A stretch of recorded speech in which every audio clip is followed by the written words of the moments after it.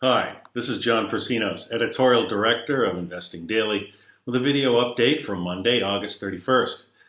The stock market is overvalued, with a relatively small number of stocks reaping a disproportionately high amount of gains. The forward price-to-earnings ratio of the S&P 500 is currently about 22, which is above its long-term average of about 19. Another cause of concern is the recent behavior of the CBOE Volatility Index, the VIX, aka Fear Index. Last week, as equities hit new highs, the VIX rose in tandem. By tracking a basket of options based on the S&P 500 index, the VIX measures the implied volatility of the S&P 500 over the subsequent 30-day period. Traders watch the VIX for signs of complacency during the market's bullish periods and signs of extreme anxiety during bearish periods. Simultaneous rises in equity and volatility gauges, as we saw last week, are unusual and point to underlying nervousness on Wall Street. But for now, the rally rolls on. Take a look at my first chart. The main U.S. stock market indices closed higher last week, on track for their best August in 34 years. The S&P 500 has risen nearly 52% since its bear market bottom on March 23, posting a new record high last week. The S&P 500 is now on track to post its best summer performance, June through August, since 1938. So what hasn't changed? Unemployment is painfully high, and the economic recovery is spotty. It's my contention that unemployment levels are worse than they appear. It remains uncertain how many temporarily laid-off people will return to their employers. Take a look at my second chart.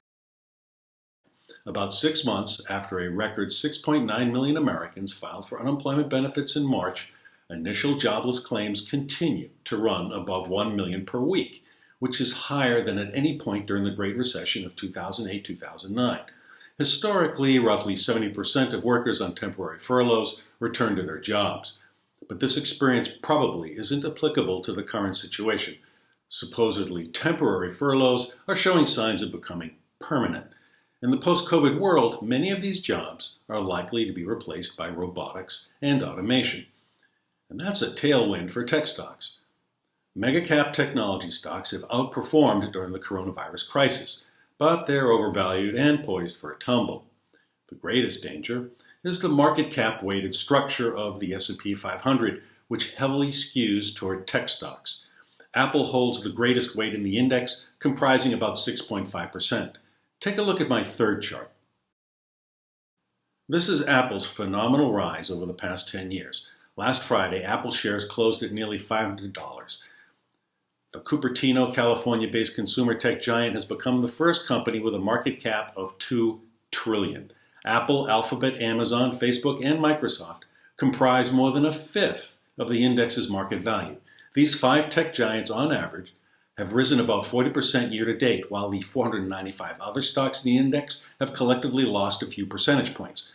Even if the market's biggest tech stocks fell only 10%, the bottom 100 stocks of the S&P 500 would need to climb 90% to make up for the decline.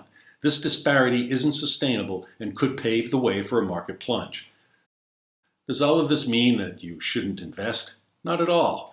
But you must realize that a day of reckoning will come and the market will fall.